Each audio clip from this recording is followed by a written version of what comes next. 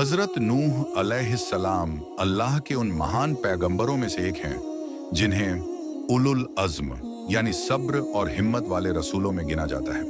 अल्लाह ने उन्हें इंसानों को हिदायत देने के लिए भेजा जब दुनिया शिर्क और बुत परस्ती में डूबी हुई थी। नूह अलैहिस्सलाम की कौम बुतों की पूजा करती थी।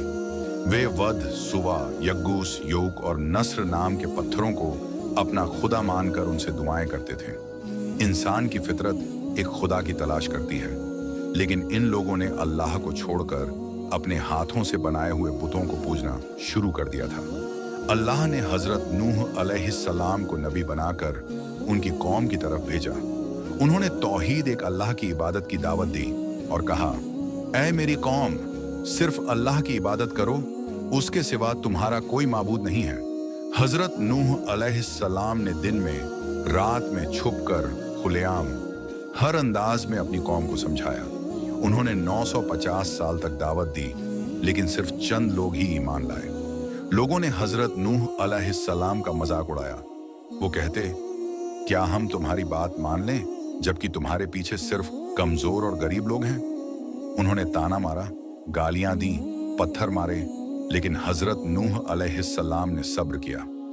जब नूह अलैहिस्सलाम को यकीन हो गया कि अब ये लोग कभी ईमान नहीं लाएंगे, तो उन्होंने अल्लाह से फरियाद की, ऐ मेरे रब, अब इन काफिरों में कोई ईमान नहीं लाएगा, अब तू ही फैसला कर दे।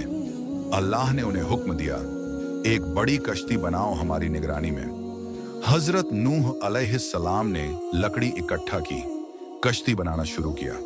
लोग देखते और हंसते, अब तू बढ़ई बन गया है, पानी कहाँ है नूह? लेकिन नूह अलैहिस्सलाम खामोशी से अपना काम करते रहे। उन्हें अपने रब पर भरोसा था।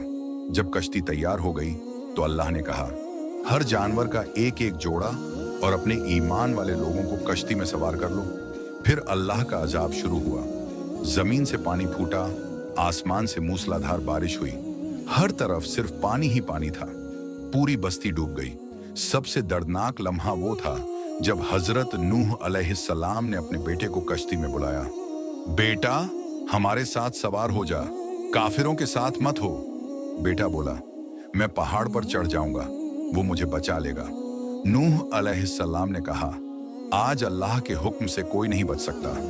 फिर एक बड़ी लहर आई और बेटा डूब गया। जब सारी जमीन पानी में डूब चुकी थी, सिर्फ वही लोग बचे जो कश्ती में थे।